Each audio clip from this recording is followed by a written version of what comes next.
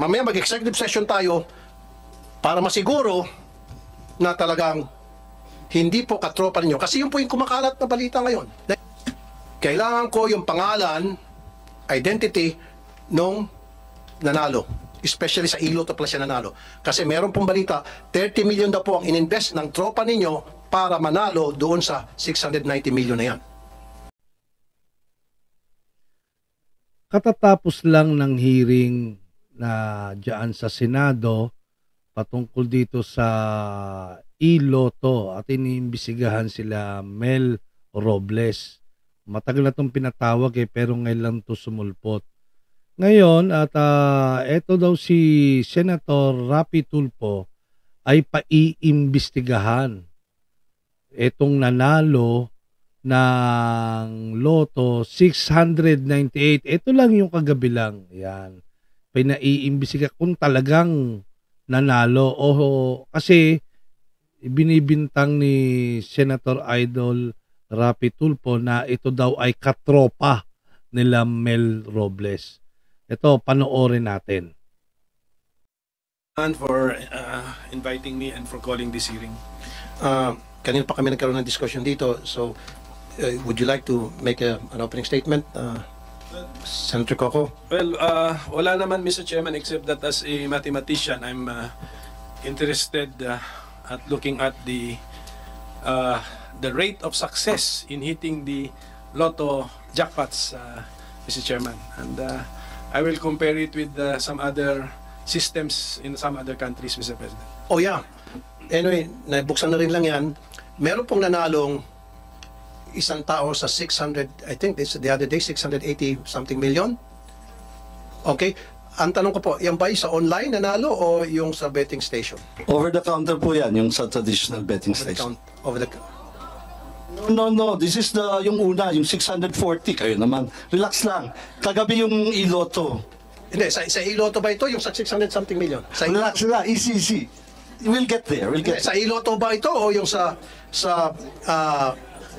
Lotto Agent Station? Last night po, Mr. Chair, it was 698 million ang pinatinamaan po. Kaya nga po, yung tumama na yon, saan po siya bumili ng ticket? Sa Iloto po. Sa Iloto. Good. Now, sa executive session, I need to know kung sino yung nanalo.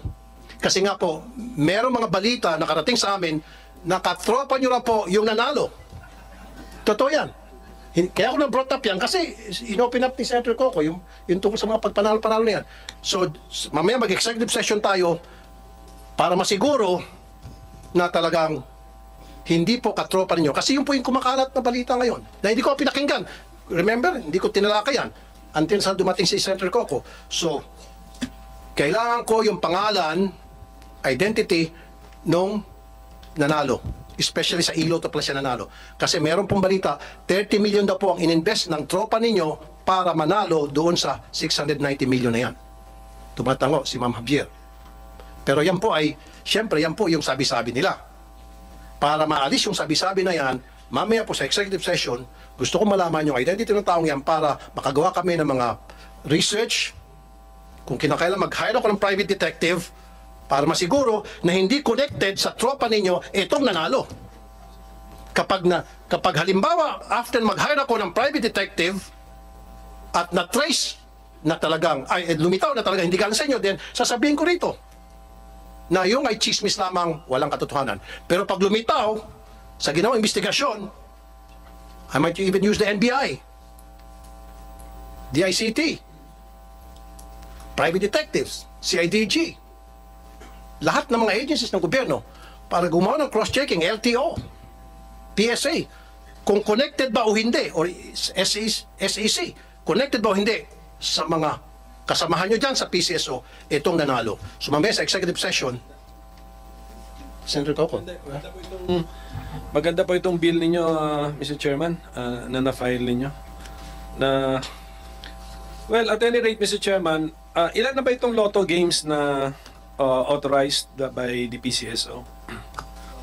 We have the big ones. We have the jackpot games are 5, Mr. Chairman. 5. We have the 642, the 645, the 649, 655, and then the 658. over the Christmas period, we increased the jackpots of all these 5. Yes or no? Yes, Mr. Okay. Chairman. For the 642 and the 645, 100 million. For the 649, 655, and 658, 500 million. One time. The plan was to do it one time. May I know the legal basis? We are allowed to, we have a prize fund, Your Honor, prize fund reserve, and we are allowed to use this to spur the sales para magawin natin exciting and inviting yung game. For each game, fixed na yung kanyang minimum jackpot eh. For every new draw, kung tinamaan yung jackpot, a new draw, balik siya sa minimum jackpot. So, that must have been fixed by mathematics. The probability of hitting 642 is, ilan ba, 1 in 9 million? Basta, okay, and then that's why it deserves a certain jackpot. So when you made the jackpot all of a sudden 100 million, but the odds did not change, are you allowed by law to do that? The board is allowed, Your Chair, Mr. Chairman. That's why we have the prize fund reserve, precisely for this purpose. How is it stated in the law? You have a prize fund reserve for the purpose of It's just the discretion of the board to add to the jackpot. add into the jackpot. Yeah. And then the decision was it was one time, just to do it one time over that Christmas period of 2023. Actually, ideally, Mr. Chair, it should be over the whole period of the year. Kasi every time may mananalo ka, you give in a prize fund reserve. Kasi minsan talaga, this is jackpot driven, Your Honor. People bet because of the jackpot. So kung mababa ho, medyo matamlay po, that is the time when you pump in the prize fund reserve. What is the tenor of the board resolution that you will enhance the jackpot one time or? One time po, yung ginawa namin for December so for one time. Okay. Because, Mr. Chair, at the end of the year, that will become dividend and will be reverted back anyway to the Bureau of the Treasury as dividend. So, might as well, we have decided to make the games more exciting. Yeah, if you want to repeat this, you need to pass another resolution. Yes, Your Honor, we have to go back to the board. Basta klaro yan, okay. And then for the information of the public, yung mga increased jackpots po natin na 100, 100, 500, 500, 500, so a total of 1.7 billion pesos, tinamaan na po lahat. Yes, Your Honor. Okay, in less than a month. Within a month, Your Honor. Yes, within a month. Opo. Okay, so we were stating facts, Mr. Chairman. Facts na ito. Yun nga, Senator Coco, nakakapagtaka nga. Marami nagtataka, syempre, especially yung mga mananaya na ang bilis na manalo ngayon sa PCSO, especially na the fact na hindi naman pwedeng sabihin kung sino yung mga nanalo, pwede naman nila itago. Plus, pagdating po dun sa online, sila naman may control ng computer system na yan. So, madali na nilang i-hocus-pocus. Yun po yung sinasabing hinaing na marami mga mananaya. Okay, so I think the PCSO is at liberty to reveal to us na yung in-increase na po yung mga jackpots, in all those games, available na yung online betting. Yes, Your Honor. Kaya, meaning to say, when si 642, ang minimum niyan, and what's the usual minimum ni 642? Or maximum jackpot pala? 5.9. Minimum ba? 5.9 po. Mr. Chair. Bakit talanganin? Hindi, yung published. Singit lang. Yes. Okay. Yung sabi niyo this December, tinamaan yung 642, 649, 645, 655. Are these all from Iloto? Hindi po, last night lang po yung Iloto. Ilan po yung tumama sa Iloto out of this 1, 2, Isa lang po, yung kagabi lang po. kagabi lang? Okay. What game yun? Yung kagabi? 6:55. 655. 600 million kasi yun, Senator Coco. Quick na lang, Senator Coco. Okay.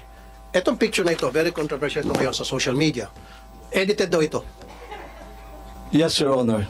Edited. Bakit kailangan i-edit?